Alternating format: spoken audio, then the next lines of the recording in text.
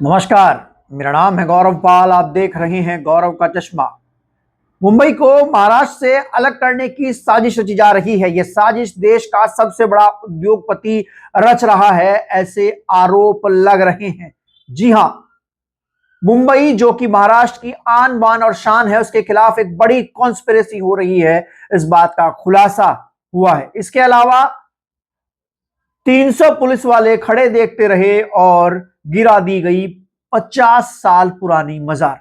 इन दोनों खबरों पर बताएंगे, आपसे चर्चा करेंगे। लेकिन अगर आप लोग पहली बार हमारे चैनल पर आए हैं तो चैनल को सब्सक्राइब कर बेल आइकन दबा दीजिए। दोस्तों पहली खबर बीएमसी चुनाव से है। जी हां, बंबई म्युनिसिपल कॉर्पोरेशन चुनाव में एक बड़ी बात पता चली है। वो बात ऐसी है जो पूरे देश की राजनीति को हिलाकर रख देगी। आप लोग जानते हैं कि इस समय मुंबई में म्युनिसिपल कॉर्पोरेशन चुनाव चल रहे हैं और बीएमसी के चुनाव किसी राज्य के विधानसभा चुनाव से कम नहीं होते। इन चुनाव में जितनी भी पार्टियां हैं वो सब जीतने के लिए दमखम लगा देती हैं।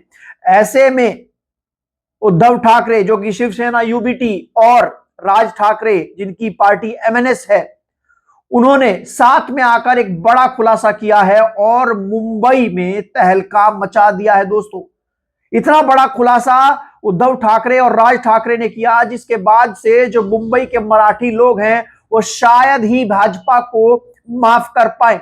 इस समय महाराष्ट्र में बीजेपी की सरकार है और उद्धव ठाकरे और राज ठाकरे ने भाजपा पर आरोप लगाए हैं कि बीजेपी अडानी ग्रुप को पूरा मुंबई देने वाली है। पूरे मुंबई पर राज अब अडानी ग्रुप का चलने वाला है। अडानी का राज जो है वो पूरे मुंबई पर चलेगा और साथ ही साथ अडानी जो है वो मुंबई को महाराष्ट्र से अलग कर देगा। इसके अलावा एक रैली हो रही थी जिस रैली में राज ठाकरे उद्धव ठाकरे साथ में आए। उन्होंने एक मैप भी दिखाया जिसमें उन्होंने दिखाया कि अडानी को कैसे प्रोजेक्ट्स जो हैं वो 2014 से लेकर 2025 तक दिए गए हैं और कहा है कि सरकार अडानी को पूरा फेवर कर रही है। और इसके अलावा उन्होंने ये भी कहा कि अडानी जो है वो हिंदू मराठी को और मुंबई को धीरे धीरे पूरी तरीके से डिस्ट्रॉय कर देगा। इसके अलावा उद्धव ठाकरे ने यह कहा कि जो सीमेंट अडानी ग्रुप का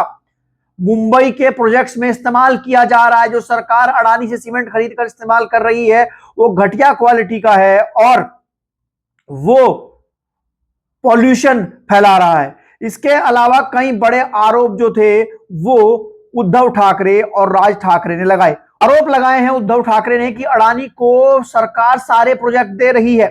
इसके अलावा 36,000 करोड़ का एक प्रोजेक्ट दिया है जिसमें मोतीलाल नगर का रीडेवलपमेंट प्रोजेक्ट है। उसके अलावा 13,888 करोड़ का स्मार्ट इलेक्ट्रिसिटी मीटर इंस्टॉलमेंट का एक प्रोजेक्ट दिया है और 90 एकड़ जो लैंड दी है डाटा सेंटर के लिए और आरटीओ लैंड अंधेरी वेस्ट 20 एकड़ वो भी जो है वो दे दी गई है।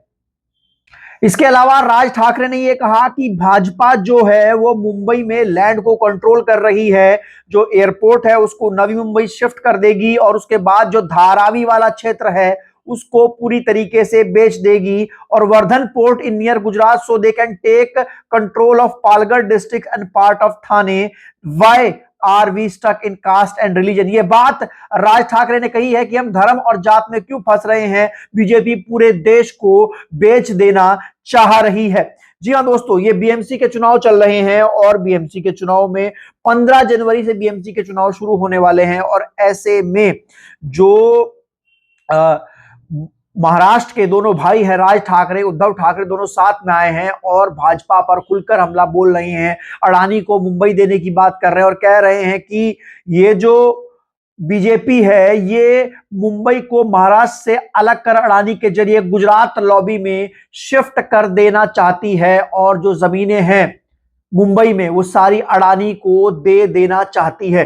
बड़े आरोप जो हैं वो यहां से राज ठाकरे और उद्धव ठाकरे जो हैं वो बीजेपी पर लगा रहे हैं। इसके अलावा देवरिया में देवरिया में एक ओवरब्रिज के पास 50 साल पुरानी मजार जो है वो तोड़ दी गई। इस मजार को नगर पालिका और क्षेत्रीय प्रशासन ने अवैध बताया। हालांकि जो दावा करने वाले लोग हैं उनका मानना है, वो कह रहे हैं कि इसका मुकदमा अभी अपर अथॉरिटीज में चल रहा है, लेकिन इस मजार को पूरी तरीके से गिरा दिया गया।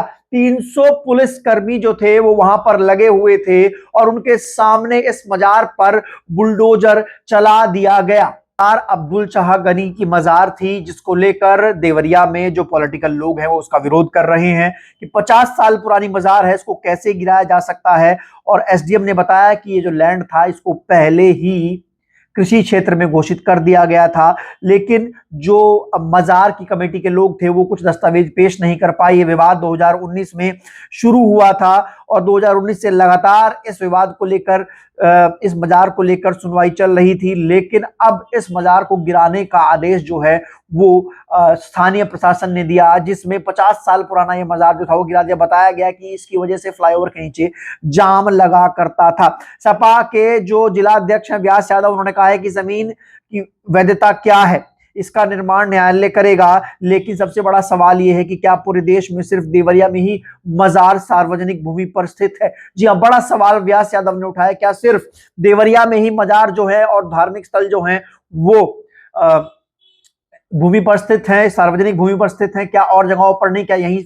क्या सिर्फ यहीं पर बुलडोजर चलेगा? इसके अलावा सुलभमणि त्रिपाठी जो हैं वो देवरिया के विधायक हैं और उन्होंने इस पूरी कार्रवाई की जानकारी जो है वो साझा करते हुए बताया। इसके अलावा जो है चारों तरफ मजार का जो बेसमेंट तोड़ना भी शुरू कर दिया, ऊपर गुंबद से लेके बेसमेंट तक सारी चीजें तोड़ी गई है और चारों तरफ मलबा मलबा जो है वो पूरी तरीके से फैल गया है, पूरी तरीके से हो गया है। अब देखिए दोनों तरफ की बातें हैं। एक और तो बीजेपी अडानी को अपने साथ पूरा मामला कंट्रोल कर, जिस तरीके से ठाकरे बंधुओं ने आरोप लगाए कि कैसे पूरी मुंबई को बीजेपी जो है वो अडानी को दे देना चाहती है, तो वहीं दूसरी ओर हिंदू मुस्लिम की सियासत देश में किस तरीके से है। 50 साल पुरानी मजार को अवैध बताकर गिराया जा रहा है। प्रशासन ने इसको 50 साल पुरानी मजार बताया है।